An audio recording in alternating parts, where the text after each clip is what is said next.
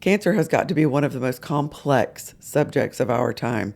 And today we're going to dive in just a little bit into the real complexities of cancer research. It's a real catch-22. Welcome to the Dust or Mud Podcast. In the last episode of the Dust or Mud Podcast, we talked about the link between sugar and cancer and some of the research that we had found. And probably not surprising, we've continued to do more research. And since the last episode, we've found that there's actually a theory associated with this and medical doctors that are discussing it. And it's known as the metabolic theory of cancer. That's right. And Dr. Thomas Seyfried is the leading researcher that we found that is working on this particular theory. What does the theory really entail? Dr. Seyfried, I guess, Seyfried, Seyfried, argues that cancer is a result of mitochondrial damage leading to abnormal energy processing rather than purely genetic mutations. So not saying that there's not a genetic mutation, right, but that it's damage inside the mitochondria. Okay. That has to do with the processing of energy rather than just, it just happened. Right. Okay. Yeah, absolutely. So it's just an interesting thing that as we delve further and further into it, we find that there's actually a theory. There's actually doctors. I believe he's at Yale. There's actually doctors that are talking about this. I did get to watch a short talk of his. We'll probably end up doing more research into it, but a short talk of his from 2020. Okay. So this is not a new theory. I mean, relatively in the history of medicine, I guess. But, right. It's been at least 3 years old.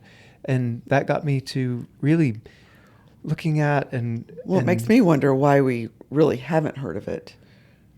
That's the big question. Why haven't we heard of this until now? Yeah. Cancer is a very ubiquitous thing in our society. It's a real problem. We're all fighting it, one family at a time. Why is this something that isn't someone's not just standing at on top of a building screaming about it? Well, since we got a resounding answer to the "Do you like the numbers?" question, and the answer was yes. That's right. I came prepared with some numbers. Okay, I'm ready. When you say that it's ubiquitous, in 2023, U.S. cancer deaths were 609,820. That's a lot. So over almost 610,000 deaths from cancer in the U.S. alone. Globally, I was able to find 2020, and according to the World Health Organization, almost 10 million deaths globally related to cancer. Right. So you're right. It is something that is obviously out there, it's and a problem we're all dealing with as a problem. Right. Yeah. So the more we got to digging into this, I want to throw out another number. Okay. The global pharmaceutical industry. Yes. Their 2022 revenue was $1.48 trillion. Wow. Okay. So the more research we did, I came across another thing that has a name, and they call it the catch-22 of medical research. Right. It's a problem because we all want an answer to a really bad problem. Cancer is a really bad problem. Right. And we all want an answer, and we want a good answer. Yes. We want something that'll fix it. Right. Yes. Finding that answer. Pharmaceutical companies work for money. That's correct. They are for-profit organizations, yes. We say it what we all will about pharmaceutical companies. We all appreciate when we're sick the fact that they spent money to find out an answer. That's right. Research and development, they spend annually 15 to 20% of their revenue goes to... I think that's one of the largest research and development industries that They spend more on their R&D than They're they're one of the top spenders. for medical research and development Okay. is the pharmaceutical okay. industry. Okay. Yes. So for 2022, that range somewhere, it's hard to find the exact numbers, but somewhere between, say, 220 and $300 billion spent on research and development by the pharmaceutical companies in Okay. 2022. That's a lot. Yes. The catch-22 happens, though, Mm-hmm. because they are for-profit organizations, which means that the research that they're going to do is research leading to a drug that is going to make them a profit. Right. They're for-profit. Right. So that all of that money Mm-hmm. is tied up in the next thing that is going to make them a profit, Right. which is understandable for companies that Mm-hmm. are responsible to their shareholders, Mm-hmm. and they are to make a profit. And oftentimes, we are the beneficiaries of their research and development. Yes, that's absolutely right. However, sometimes there might be an alternative. Yeah, if we go back to Dr. Seyfried Uh-huh. and the metabolic theory of Mhm. cancer, Right. cancer is one of the most profitable diseases for the pharmaceutical industry. They spend the majority of their research and development monies on cancer But their return on investment is high.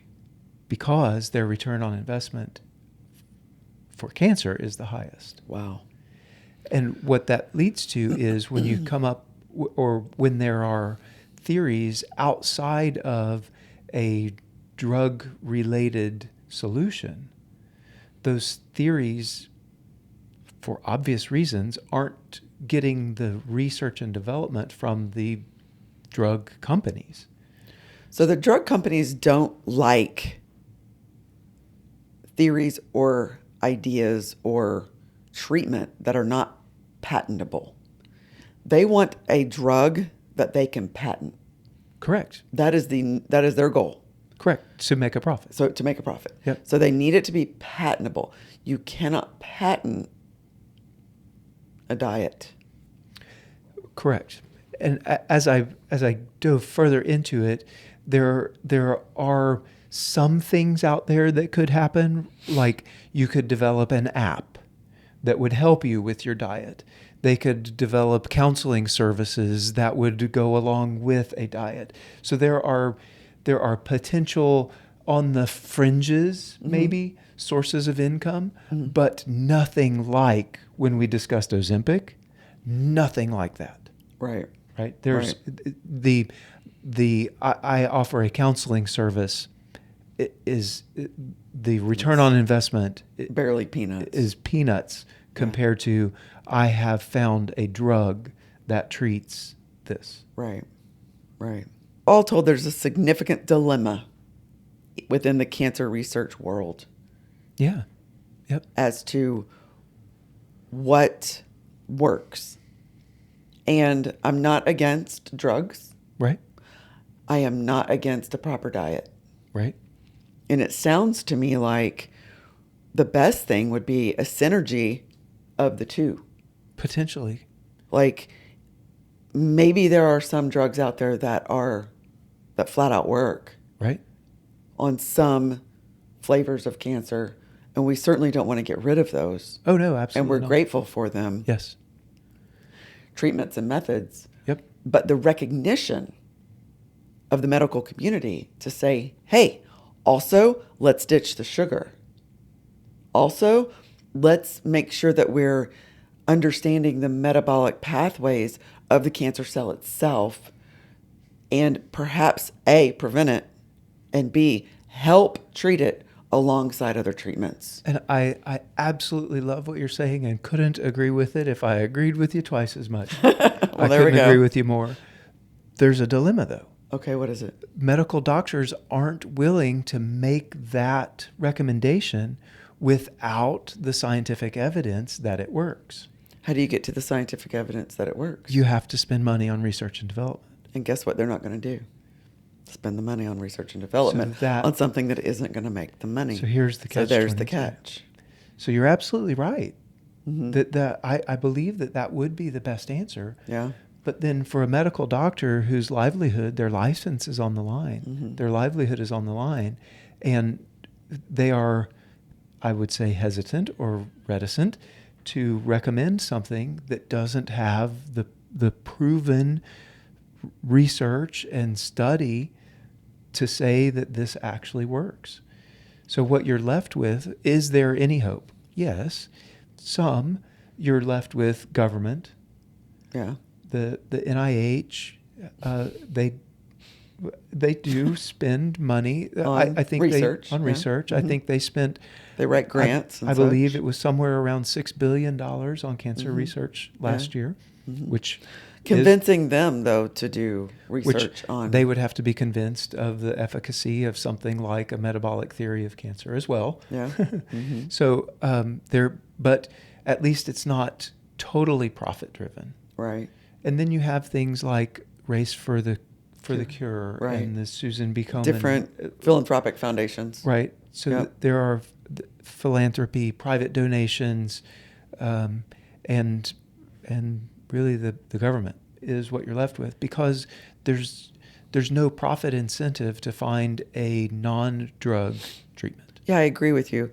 But it also, the mind shift, the paradigm shift of being at least willing to say, hey, let's look into this. Yeah. Yeah. For the doctors to say, do what's working, maybe. I mean, some kind of recognition of the fact that these cells are broke.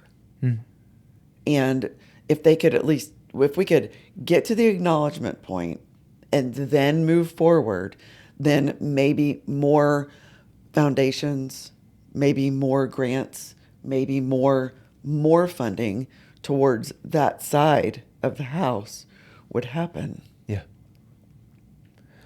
I'll leave a link to Dr. Seyfried. I'll find a YouTube video. There's a few of them out there that he's talking on. I'll leave a link to him, and you guys can check it out. It's really interesting to hear him talk about it and discuss the metabolic theory of cancer, and it falls right in line with what we were saying on the last podcast episode about sugar and cancer. We love to hear your comments about these subjects. If you have experience with working with cancer, eliminating sugar, doing ketogenic diets, different pharmaceutical treatments, whatever it is. I know we have nurses out there that have been, and doctors out there who have been in this field and are far more knowledgeable than we are. The best thing that we have right now is our own research. And to hear you guys' inputs is wonderful and hugely helpful to everyone in the community. It sure is. Yeah. And I'll let you know, we've recorded a podcast with my mom. Yeah. And I'm in the process of editing right now, and we'll bring that to you. I hope to have it complete and bring it to you on Thursday. Yeah. It's a really good discussion. I think you guys are going to really enjoy listening to her. And I know it was very insightful for Shelley and I. And it was. I think you'll enjoy it. It's a good one, you guys. Yeah. You're not going to want to miss it. Yeah, for sure. Well, make sure you have subscribed and hit the like button if you're enjoying these. And until next time, bye, y'all. Bye, y'all.